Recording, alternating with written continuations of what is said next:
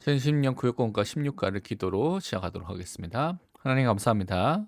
예수 그리스도를 성경대로 알고 믿고 누리고 증거하는 믿음의 사람, 그리스도의 제자 공동체가 될 수 있도록 저희들을 축복하여 주옵소서. 그리스도 사랑교회가 최고로 그리스도만을 자랑하며 높이는 교회가 될 수 있도록 은혜 위에 은혜를 더하여 주옵소서. 살아계신 예수 그리스도의 이름으로 기도합니다. 아멘. 오늘 구역권과 16가를 보도록 하겠습니다. 유일한 구속자이며 선지자, 제사장 왕이신 예수 그리스도에 대해서 살펴보도록 하겠습니다. 먼저 문답 읽기를 하도록 하겠습니다. 세 개의 문답을 읽어야 됩니다. 23문답에 물어보기를 그리스도께서 어떻게 선지자의 직분을 행하십니까? 함께 답을 읽어보도록 하겠습니다. 그리스도께서 선지자의 직분을 행하시는 것은 우리를 구원하고자 하시는 하나님의 뜻을 그의 말씀과 성령으로 말미암아 우리에게 나타내시는 것입니다. 예수님의 선지자 직분이 말씀과 성령을 통하여 하나님의 뜻을 우리에게 알려주신다는 것을 말씀하고 있습니다. 제25문입니다. 그리스도께서 어떻게 제사장 직분을 행하십니까? 라고 물어봤습니다. 답을 함께 읽어보도록 하겠습니다. 그리스도께서 제사장의 직분을 행하시는 것은 단번에 자신을 제물로 드려 하나님의 공의를 만족시키시고 우리를 하나님과 화목하게 하시며 우리를 위하여 항상 간구하시는 것입니다. 우리를 위해 속죄 대속 제물이 되어 주시고요. 그것을 통하여서 우리를 위해서 중보 기도하고 계신 사역이 제사장 사역인 것을 설명하고 있습니다. 제26문에서는 그리스도께서 어떻게 왕의 직분을 행하십니까? 라고 물어보고 있습니다. 그 답을 함께 읽어보도록 하겠습니다. 그리스도께서 왕의 직분을 행하시는 것은 우리를 자신에게 복종하게 하시고 우리를 다스리시며 보호하시고 그분과 우리의 모든 원수를 막아 이기시는 것입니다. 우리가 그 왕 대신 그리스도께 복종하고요. 우리를 보호해 주시고 우리 모든 원수를 이기도록 하시는 일을 왕으로서 행하고 계십니다. 그래서 성경에 나타나는 대로 우리가 그리스도의 삼중직, 선지자, 제사장, 왕의 직분을 바르게 오늘 또 짧은 시간이지만 살펴보도록 하겠습니다. 선언에서 그리스도의 삼중직을 우리가 바르게 알아야 되는데 예수님은요. 그냥 기름 부음 받은 자가 아니라 성령으로 기름 부음 받은 자로 오셨습니다. 그래서 세례를 받으실 때 세례 요한한테 세례를 받았을 때 성령이 비둘기같이 임하심으로써 그의 공생의 사역의 본격적인 시작을 알려주셨습니다. 그래서 그리스도로서 선지자, 제사장, 왕 세 가지의 직분을 함께 나타나고 있죠. 그래서 삼중직이라고 합니다. 세 개가 중첩돼서 함께 연합돼서 나타나고 있는 것입니다. 그래서 예수님이 그리스도로서 이 일을 감당하셨는데 그리스도의 삼중직은 존 칼빈, 요한 칼뱅이 기독교 강요에서 본격적으로 체계화되었습니다. 그 이전에도 부분적으로 설명하거나 또 같이 설명한 것도 있지만 신학적으로는 존 칼빈을 통하여서 본격적으로 또한 정리됐고 또 개혁주의 신학에서 그것을 또 많은 사람에게 영향을 주고 말하고 있는 것이죠. 그래서 우리가 그 예수 그리스도를 바르게 이해하는 데 큰 도움을 주었습니다. 그래서 그리스도 사역 그 자체가 바로 우리를 위한 사역인 것을 우리는 확인해 볼 수가 있습니다. 하나님의 계시는 충분하기 때문에 우리는 그 성경을 통하여서 하나님의 말씀을 통하여서 또 성령 하나님의 역사를 통하여서 하나님의 뜻을 찾는 삶을 살아야 됩니다. 근데 예수님이 선지자로서 그 뜻을 알려주고 계십니다. 또한 예수 그리스도의 속죄의 완전성과 그의 중보를 의지해서 하나님 앞으로 나아가는 삶을 살아야 되겠습니다. 그래서 우리는 대제사장 대신 큰 대제사장 대신 우리 예수 그리스도를 항상 바라보는 것입니다. 또 예수님이 바로 우리를 다스리며 보호하시는 왕이라는 사실을 우리가 확신하고 살아가야 될 줄 믿습니다. 그 은혜 속에서 우리가 지금 살고 있습니다. 첫 번째 우리가 볼 것이 영적 무지에 빠진 우리에게 하나님의 뜻을 나타내신 선지자이신 예수 그리스도를 우리가 알 필요가 있습니다. 인간은요 죄인의 상태 속에서 지금 죄 속에서 태어나고 있죠. 그래서 영적 무지 속에 살고 있습니다. 인간의 불신앙, 불순종의 죄로 인해서 하나님을 반역한 이후 인간은 스스로 하나님이 누구인지 하나님의 뜻이 무엇인지를 전혀 알 수 없는 영적 무지 속에 살고 있습니다. 에베소 4장 18절 보면 그들의 총명이 어두워지고 그들 가운데 있는 무지함과 그들의 마음이 굳어짐으로 말미암아 하나님의 생명에서 떠나 있도다. 생명 되신 하나님, 그 하나님의 생명에서 떠나 있는 분리되고 단절된 상태 속에서 살고 있는 것이 죄인의 삶입니다. 그래서 총명도 하나님의 것을 이해할 수 있는 능력도 어두워지고 영적 무지 속에 살고 있는 것이죠. 그렇기 때문에 성경, 하나님의 말씀과 성령의 역사를 통하여서 예수님이 하나님의 뜻을 알려주고 계십니다. 그것이 선지자 직분이지만 한 분 예수님을 통해서 이루신 것이죠. 예수님은 우리의 참 선지자로서 객관적 계신 성경을 통하여서 하나님의 뜻을 알 수 있도록 지금도 역사하고 계십니다. 요한복음 5장 39절에 말씀하기를 너희가 성경에서 영생을 얻는 줄 생각하고 성경을 연구하거니와 이 성경이 곧 내게 예수님에 대해서 증언하는 것이니라. 성경을 통하여서 우리는요 예수님에 대한 사실을, 영적인 사실을, 하나님에 대해서 알 수 있는, 구원에 대해서 알 수 있는 은혜가 임하게 되는 것입니다. 동시에 또한 필요한 것이 무엇이냐면 성령 하나님께서 주관적으로 개개인에게 역사하셔서 우리 안에 있는 마음의 눈을 밝혀주시는, 조명사, 이제 빛을 비춰주시는 그 사역을 통하여서 우리가 그때 성경 읽을 때 올바르게 깨달을 수 있도록 역사해 주십니다.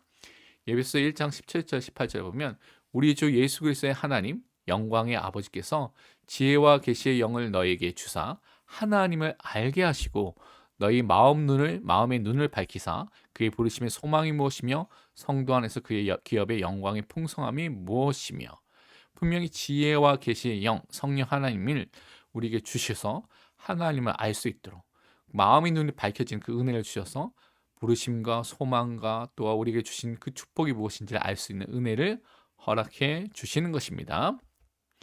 그래서 예수님이 성령 하나님을 보내주셔서 우리 삶 속에 말씀을 깨닫도록 생각나도록 해주시죠. 보혜자 성령님을. 그래서 요한복음 16장 13절에는 그러나 진리의 성령이 오시면 그가 너희를 모든 진리 가운데로 인도하시리니 그가 스스로 말하지 않고 오직 들은 것을 말하며 장래일을 너희에게 알리시리라. 진리 되신 그리스도께로, 진리 되신 하나님의 말씀으로 진리의 성령이 우리를 인도하고 계십니다.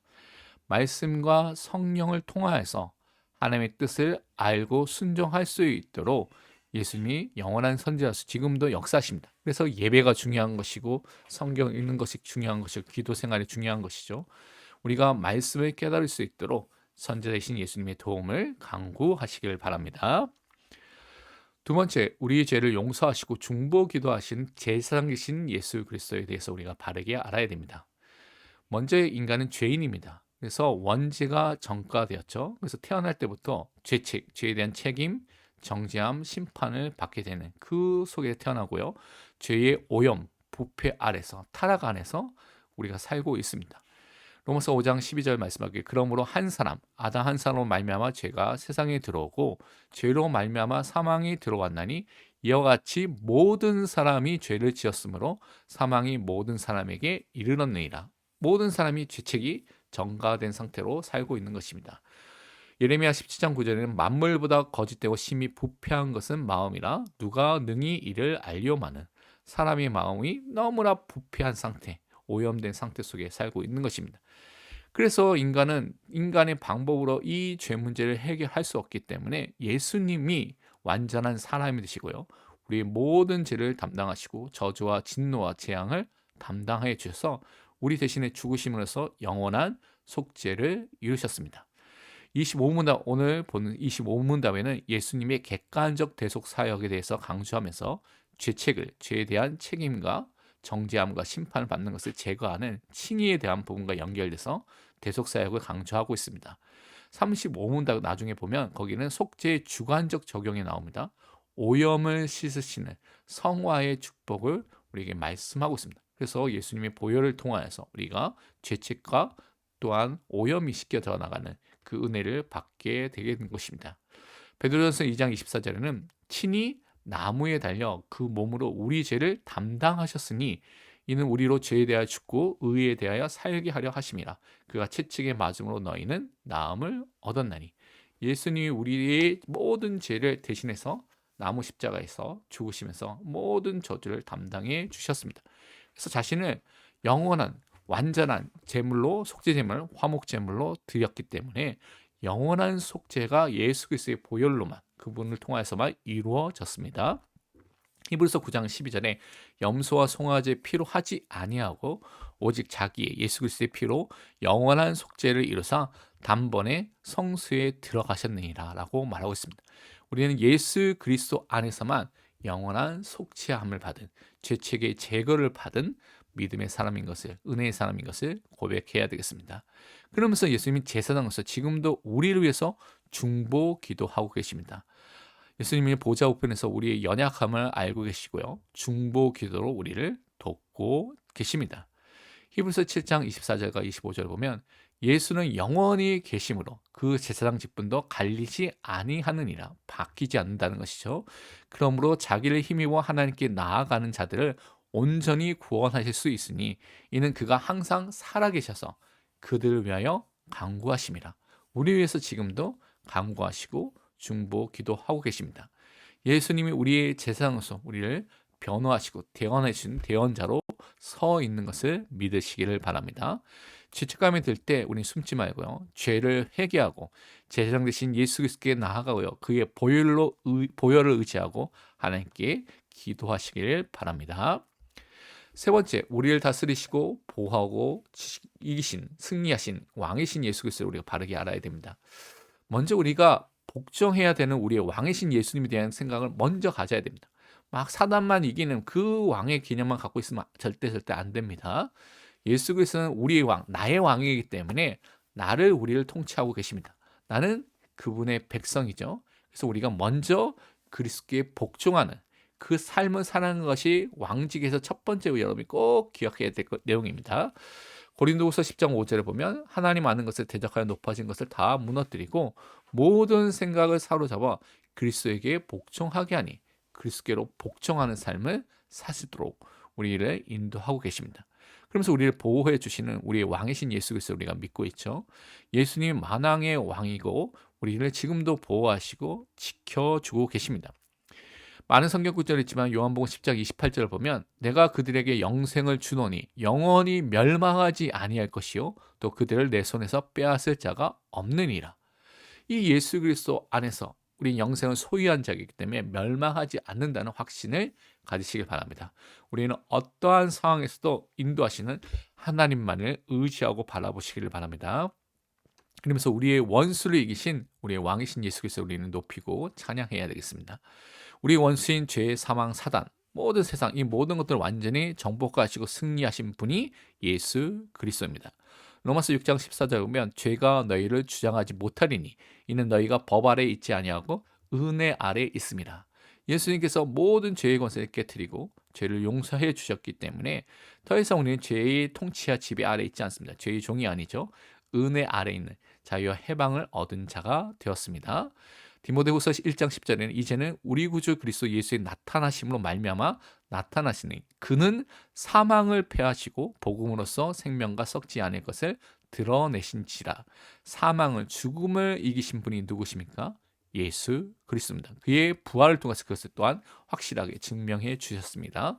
히브리서 2장 14절에 보면 자녀들은 혈과 육에 속하였음에 그도 예수 그리스도 또한 같은 모양으로 혈과 육을 함께 지니심은 죽음을 통하여 죽음의 세력 잡은 자 곧 마귀를 멸하시며 예수 그리스도 죽음을 통하여서 예수님은요 모든 사단의 세력을 이기고 승리하신 것을 보여주셨습니다. 하나님의 지켜주심 아래에 있음을 날마다 우리는 확신해야 될 줄 믿습니다. 삶의 적용과 나눔을 세 가지를 오늘 살펴보도록 하겠습니다. 나의 갈래는 길에서 어떻게 인도받고 있습니까? 강단 말씀과 함께 이 부분을 나눠주시기 바랍니다. 우리 삶에 크고 작은 선택을 해야 되죠. 근데 이렇게 고민, 문제 생겼을 때 제일 먼저 생각나는 것, 의지하는 것, 찾는 것이 무엇입니까? 내 인생의 중요한 결정을 여러분 해야 할 때 선지자 되신 예수 그리스도의 인도함을 그의 말씀과 하나님의 뜻의 인도함을 받기 위해서 어떻게 내가 노력하고 생각해야 될지에 대해서 여러분이 나눠보시길 바랍니다. 두 번째, 죄를 지었을 때 나는 어떻게 행동하는지 점검해 봐야 되겠습니다. 우리가 신앙생활 하다 보면 죄를 짓거나 실수를 할 때가 있고 죄책감과 또 그 자책에 빠져서 낙심할 때도 있는데요. 이 순간순간마다 나를 위해서 지금도 중보 기도하시고 계시는 제사장 되신 예수 그리스도가 분명히 계신다면, 대언자가 계신다면 나의 죄책감, 수치감 이런 것들을 어떻게 그 속에서 극복할 수 있을지 생각해 보시고요. 나의 죄를 갖고 예수님께 나아가서 회개하는데 지금 방해하고 있는 것이 무엇인지를 한번 생각해 보시기를 바랍니다. 세 번째로 나의 참 왕을 바르게 인정하시기 바랍니다. 우리가 예수님은 나의 왕이라 말하지만 실제로 돈이 없거나 또 문제가 생기거나 사람과 또 갈등이 있거나 계획한 게 무너지면 두려움에 빠지고요. 내가 해결하려고 하는 경우가 너무나 많이 있습니다. 그래서 요즘 여러분 자신이 가장 두려워하고 불안해하는 문제가 무엇인지 생각해 보고요. 왕의 신 예수님이 나를 지키시고 인도하심을 정말 믿기 위해서 내가 그렇다면 지금 버려야 될 것, 혹시 잘못 붙잡고 있는 것이 무엇인지를 생각해 보고 나눠 보시기를 바랍니다.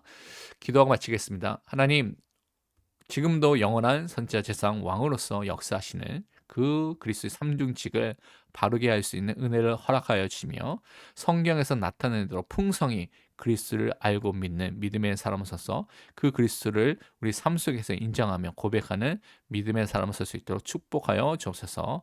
감사드리며 살아계신 예수 그리스도의 이름으로 기도합니다. 아멘.